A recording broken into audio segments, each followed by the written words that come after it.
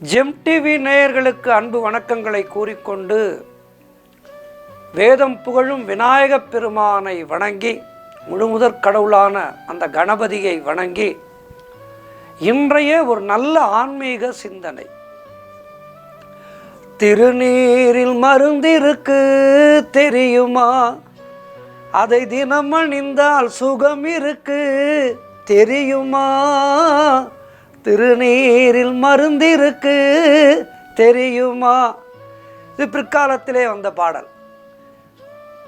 முன்னாலே நமக்கு அற்புதமாக சொல்லி வைத்தார்கள். மந்திரமாவது நீரு, வானவர் மேலது நீரு என்று நீரில்லா நெற்றி பாழ் என சொல்லி வைத்தார்கள். இப்படி நம்முடைய சனாதன தர்மத்திலே திருநீற்றுக்கு ஒரு அற்புதமான இடம் உண்டு.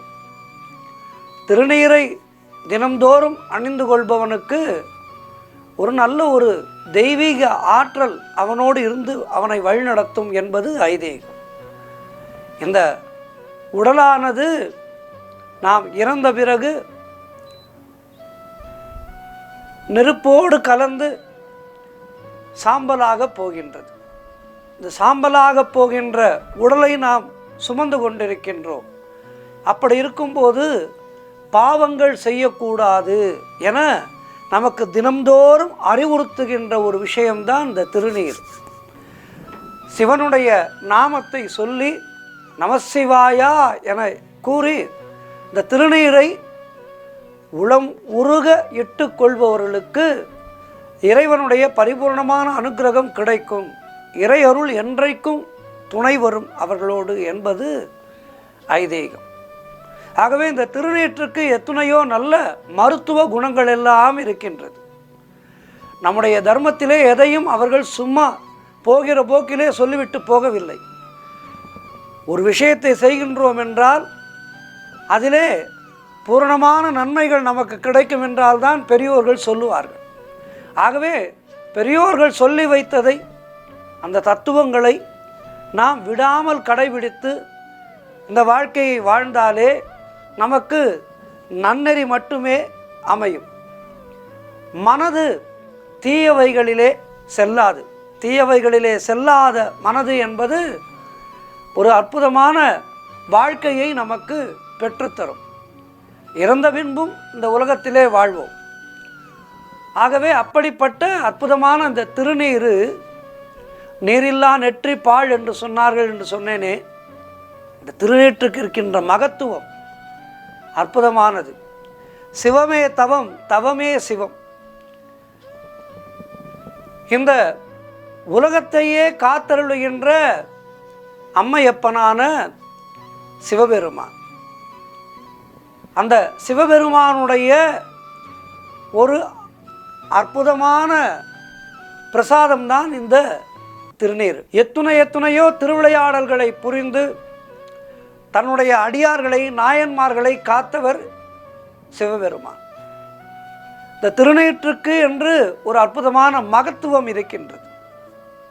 புராண காலத்திலே ஒரு நாள் துர்வாச முனிவர் தன்னுடைய காலை நேரத்து அனுஷ்டானங்களை எல்லாம் முடித்துக்கொண்டு, அதாவது சந்தியாவந்தனம், ஜபம் போன்றவற்றையெல்லாம் முடித்துக்கொண்டு சிவபெருமானை தியானித்து நெற்றியிலே திருநீர் அணிந்து பித்ருலோகம் புறப்பட்டார். துர்வாச முனிவர் செல்லுகின்ற வழியிலே பெரிய கிணறு ஒன்று தென்பட்டது. இந்த கிணற்றை பார்த்த துர்வாசர், இவ்வளவு பெரிய கிணற்றை நாம் பார்த்ததே இல்லையே என்கின்ற சிந்தனையோடு அதனுள் ஒரு கணம் கண்களை சுருக்கி எட்டி பார்த்துவிட்டு மீண்டும் நடக்க ஆரம்பித்தார். அந்த பெரிய கிணற்றினுள் பூலோகத்தில் பாவம் செய்த பலரும் வதைபட்டு கொண்டிருந்தார்கள். சொல்ல முடியாத ஒரு துயரத்தை அனுபவித்து கொண்டிருந்தார்கள். அதனால்தான் பாவம் செய்யக்கூடாது என்று சொல்கின்றது நம்முடைய தர்மம். துர்வாச முனிவர் குனிந்து அங்கே பார்த்துவிட்டு நகர்ந்த மறுகணமே திடீரென்று அங்கே நிலைமை தலைகீழாக மாறியது. அந்த நரகத்திலே மிகப்பெரிய அதிசயம் நடந்தது. பாம்புகளும் தேள்களும் மலர் மாலைகள் ஆயின. அமில மழையானது ஆனந்தம் தருகின்ற ஒரு நிஜ மழையானது.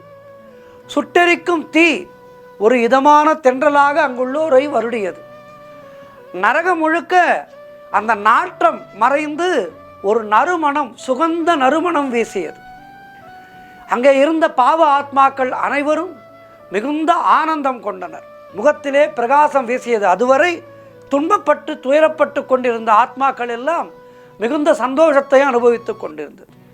இந்த நரகத்தை காவல் காத்து கொண்டிருந்த கிங்கரர்கள் உடனே பயந்து போய் யமனிடம் ஓடினார்கள். யமன் விஷயத்தை எல்லாம் கேட்டு அதிர்ந்து போனான்.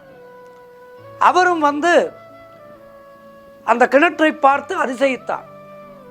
என்ன இது, பாவம் செய்து அல்லல்பட வேண்டியவர்கள் ஆனந்தமாக இருக்கின்றார்களே, இது எப்படி சாத்தியமாயிற்று, எங்கே தவறு நடந்தது என அவன் உடனடியாக இந்திரனிடம் ஓடினான். இந்திரனுக்கும் புரியவில்லை. வந்து பார்த்தான் இந்திரன், அவனுக்கும் புரியவில்லை. தேவாதி தேவர்கள் எவருக்கும் இதற்கான காரணம் புரியவில்லை. காரணம், பாவாத்மாக்கள் துன்பப்பட வேண்டும். பூலோகத்திலே வாழும்போது கொடுமையான பாவங்களை செய்பவர்களுக்கு நரகலோகத்திலே இந்த தண்டனைகள் எல்லாம் விதிக்கப்பட்டிருக்கின்றது. இவற்றை கருட புராணம் படித்தால் நாம் தெரிந்து கொள்ளலாம்.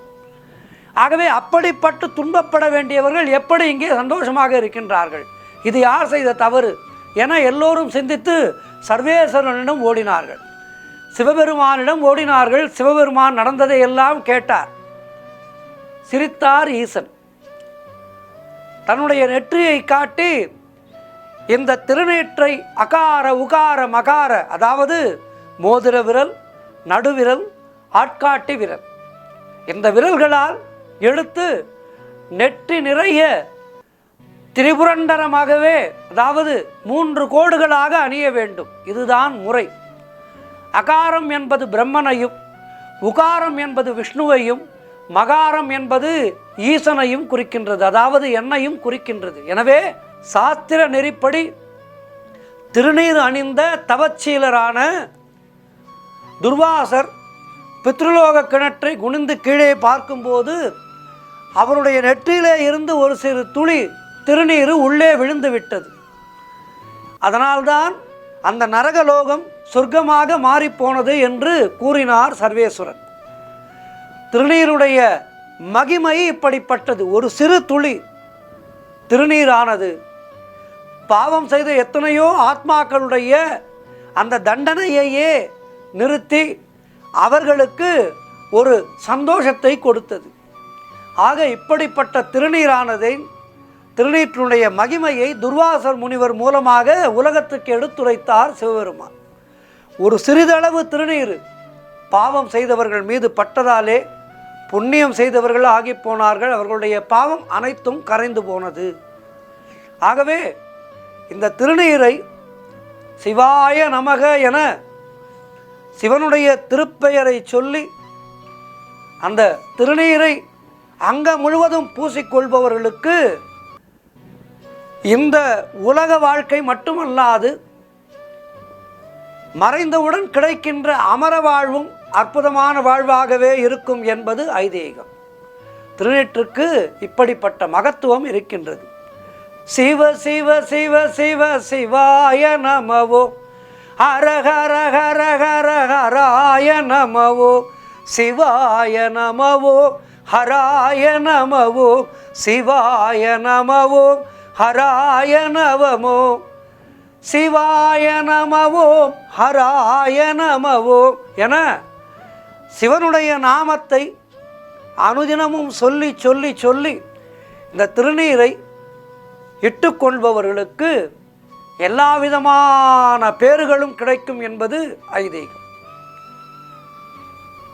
இப்படிப்பட்ட திருநீரை அனுதினமும் அணிந்து சிவனுடைய அருளை பெறுவோம். சிவனுடைய அருள் கிடைத்து விட்டால் எல்லா தெய்வங்களுடைய அருளும் நமக்கு கிடைக்கும். எனவே சிவபெருமானை பணிந்து நாள்தோறும் அவருடைய இந்த திருநீற்றை அணிந்து தேவார திருவாசகம் பாடி நம்முடைய வாழ்க்கையை நடத்தினால் நம்முடைய வாழ்வானது அற்புதமானதாக இருக்கும். நன்றி, வணக்கம்.